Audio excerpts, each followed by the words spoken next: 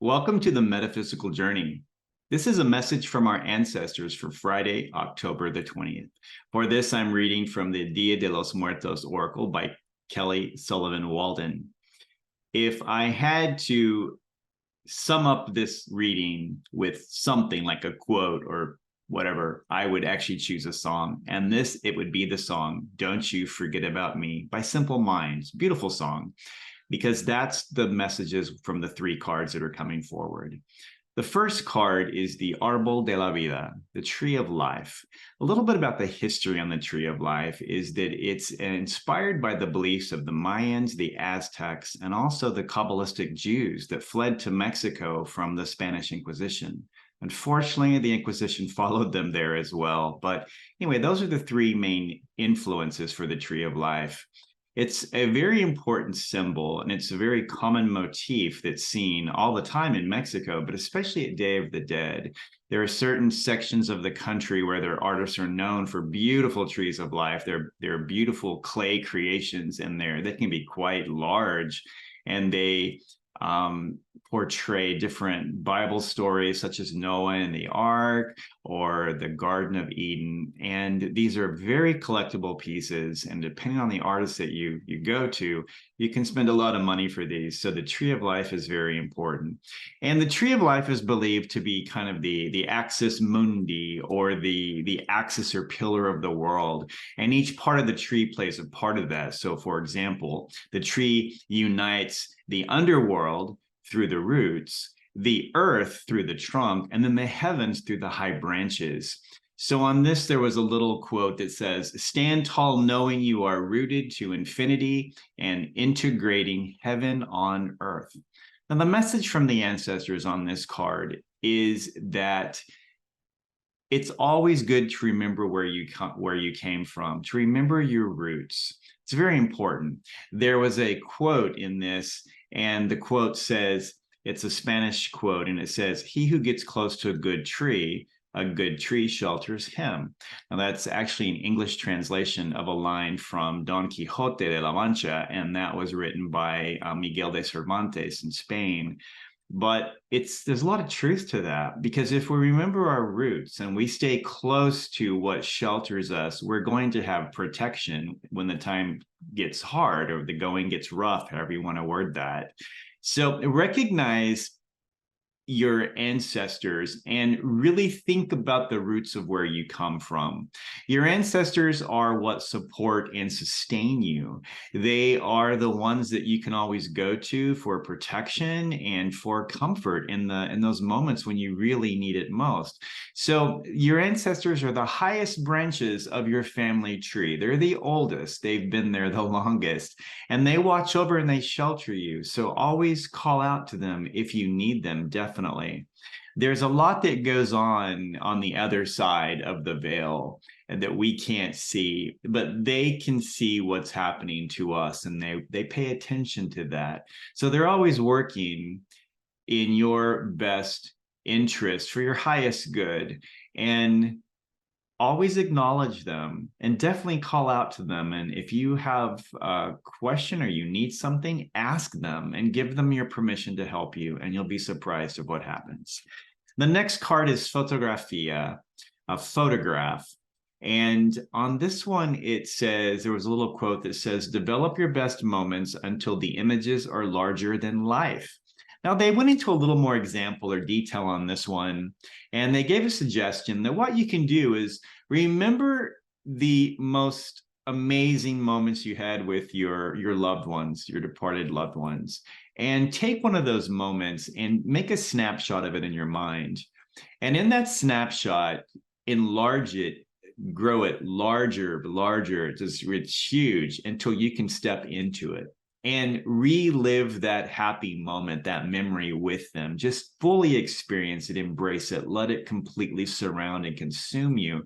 Because when you do that, in those moments, you're actually in there with your ancestor. They're enjoying it as well. So just because they've left us and they've moved on, it doesn't mean they're completely disconnected. They're always around. And photographs are ways that we can stay connected to them. And so photographs have always been a very important part of altars in Day of the Dead. And the image behind me, you see that there are photographs all over that. And when you go to a person's house during that time of Day of the Dead, or you go to, maybe there are sometimes they have like public displays where a lot of people will rent a space and they'll put an altar up for their loved ones, and it's almost like a competition. It is the most amazing thing to see. But when you visit the altar and you stand in front of it, the first thing you do is you look at the photos, because that lets you know who is being honored by that altar, and it's a very powerful thing. And the photos they choose are just incredible.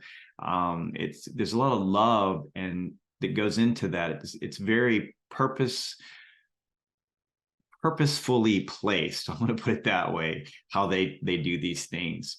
So photos specifically bring attention to the person that's in the frame. And anytime we look at that photo, we remember them, and that reignites a connection that we have with them. And when you put photos out, whether it's during this time of the year or all year long, you can have a little photo collection of the things that are important you want to remember. And you have your photos, and every time you see them, you are reconnecting with them. And they know that those photos are there. So it's a very important thing. During this time of October, leading up to Day of the Dead, which again is October 31st, celebrated October 31st through November 2nd, if you don't already have some type of a altar or remembrance table or shrine, whatever you want to call it, if you don't have something set up for your ancestors, consider doing that. Just see how it works for you, and see if you don't find things to be a lot easier and more joyful as a result of doing that.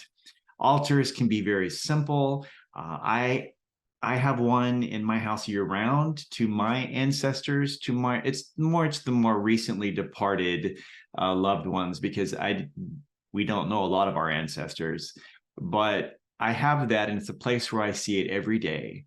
And it's not a large one. It's just a shelf, a whole shelf on a larger bookshelf unit. And I have photos of the people. I have little objects in front of those photos that either belong to them or they gave me.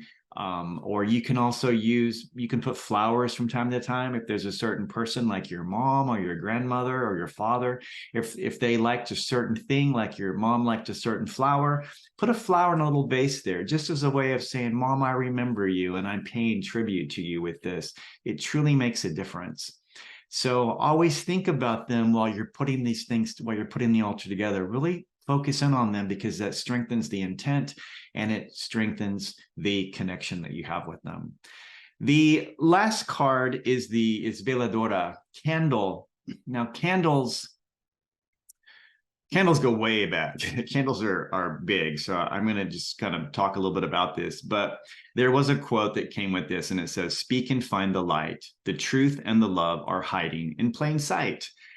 So candles have always played a major role in in a lot of religious ceremonies, spell work, rituals, you name it. Now, I realize when I say that there are some people will hear this and they might kind of turn away from candles, because it's candles, but it's candle magic. Candles have an amazing energy to them, and there is candle magic.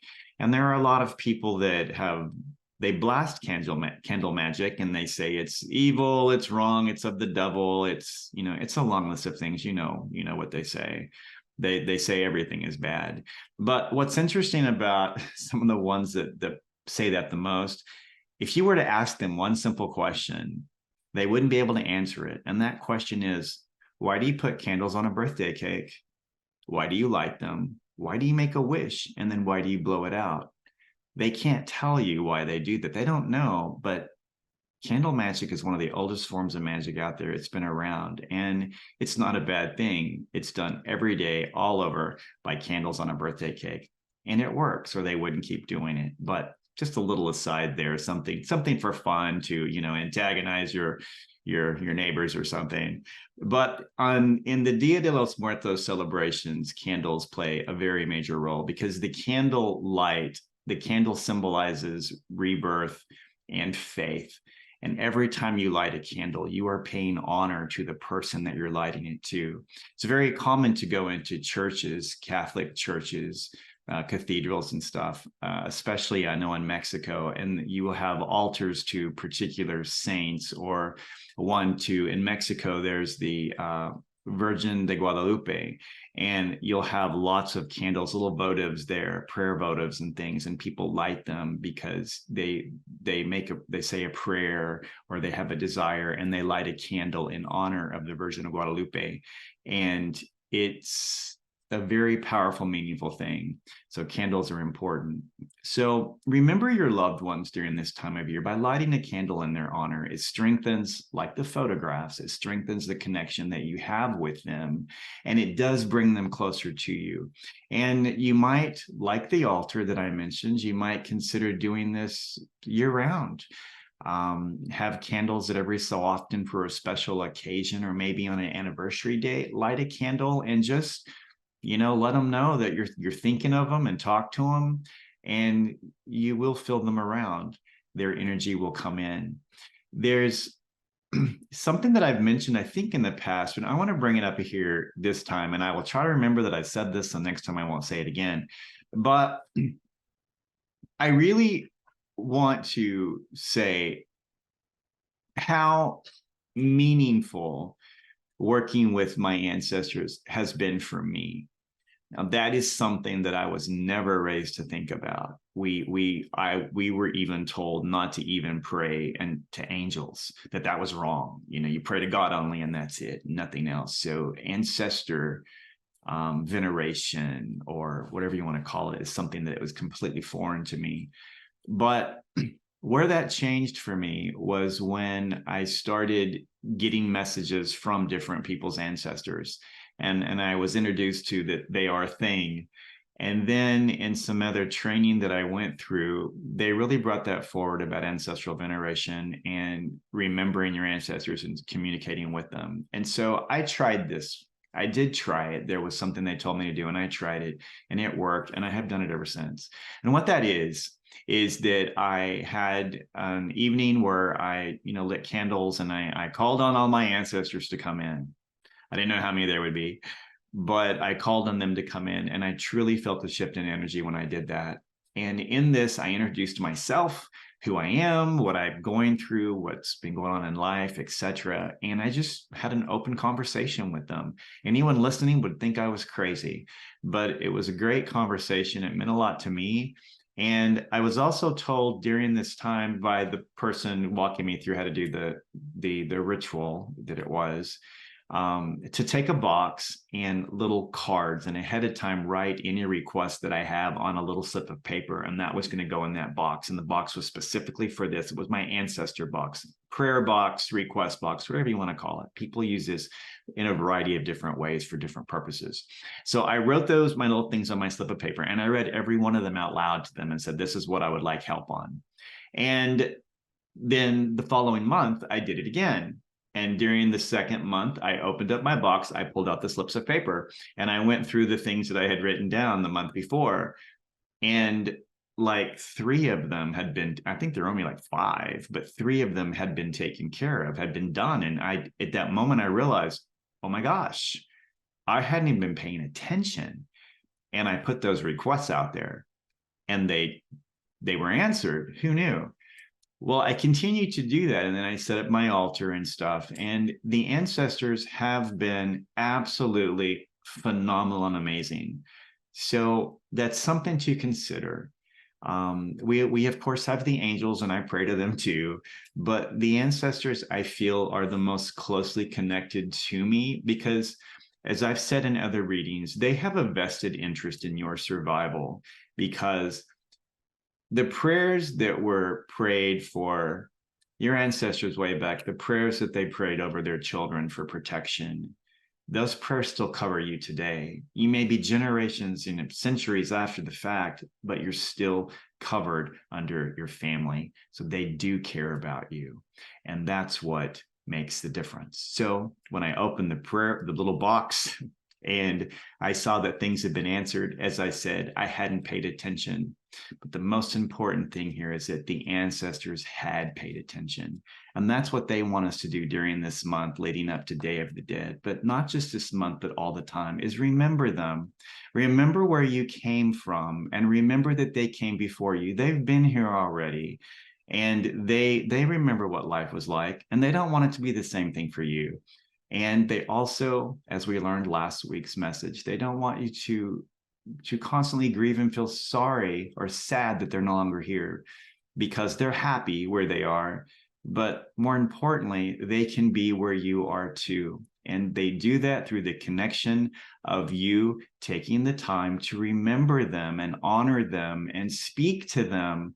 The more you do that, each time you do, it brings them closer to you. So whether it be through remembering your roots through the tree of life, or through the photographs you place around the house, or through the candles you light in their honor, it will strengthen your connection. I hope this message has been helpful for you, and that you can use these things in the following week to create a better connection with your ancestors and with your departed loved ones. They're always with you. They're as close as your next thought. So have a beautiful week. Thank you for following me on the metaphysical journey.